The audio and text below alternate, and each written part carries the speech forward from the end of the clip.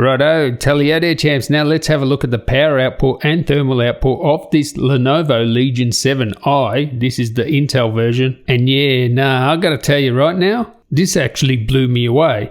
So this Legion 7i comes with a 13900HX. That's the big boy Intel CPU. Whenever it says HX, that means it's the big powerful one. And it also comes with a 175 watt RTX 4080. Wolf. So yeah, pretty powerful specs there. I've been enjoying this gaming laptop. I took it away with me over Easter for the break. Gamed on it all the time. Never missed a beat. Awesome performance of this thing. Make sure you sub up for my full review. And I know people are going to ask me about this black screen of death thing. Well, I upgraded to the latest BIOS with this, and if you don't know what the black screen of death is, it's when you put it under full load, then you let it idle, it'll just go to a black screen and you can't recover it and you have to restart the laptop. Some of these 40 series laptops are doing this. With this latest BIOS update, no problems whatsoever with that. It hasn't happened to me once. Now, has it been solved? Is it fixed? I don't know. You'd have to have a sample size of 100 to get any meaningful data there, but I can only tell you it hasn't happened with this one so far. So let's get into the performance of this thing thermally.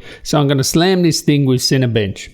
And what you'll see with Cinebench is quite a big power output, okay? 173 watts maximum on that CPU. Wolf. 173 watts, that's just nuts. Now, obviously, once the boost state's over, it sort of sits at about 125 watts, 130 watts, and that's amazing, right? The CPU can sustain that. And forget about the Cinebench score. It's around the sort of 30,000 mark. I'm actually recording as well, but the thermal stayed true. And even after 10 minutes running Cinebench, the maximum temperature was 97 degrees. It wasn't there for very long, mind you, and it was still maintaining 125, 130 watts after 10 minutes of Cinebench. So that's really good thermal performance of that CPU, and the temperatures were actually below 90. So that's a good output on the CPU. Very happy with that. So now I'm going to slam CPU and GPU together. Now this GPU can boost up to 175 watts, but this thing here actually boosted to 190 watts on the GPU. That is nuts. Now with the CPU and GPU 100% pegged, this is what blew me away. It wasn't so much the wattage output. So CPU and GPU together, after the boost states are over, you're going to be around that sort of 210, 215 watts. So that's the total package. CPU and GPU together. It has a 330 watt power supply. That's what you want for a sort of 15, 16, 17 inch laptop. So it gets a tick there, being about 215 watts. It's not the most wattage I've seen, but considering it is a sort of tidier package than the old model, that's pretty good. And it's sort of more or less the same sort of wattage output as the last model. But what blew me away about this was 100% CPU and GPU together. And remember, in a gaming load, it's not going to be like this. This is like worst case scenario. But under that full load of CPU 100%, GPU 100%, we were getting temperatures of 74 degrees on the GPU and 75 degrees on the CPU. Now the CPU was doing around 65 watts and the GPU was doing around 150 watts. Now in a game, that's going to dynamically balance. GPU needs more, it will boost higher. The game needs the CPU more, it'll boost more for the CPU. That's just how it works. But 215 watts total package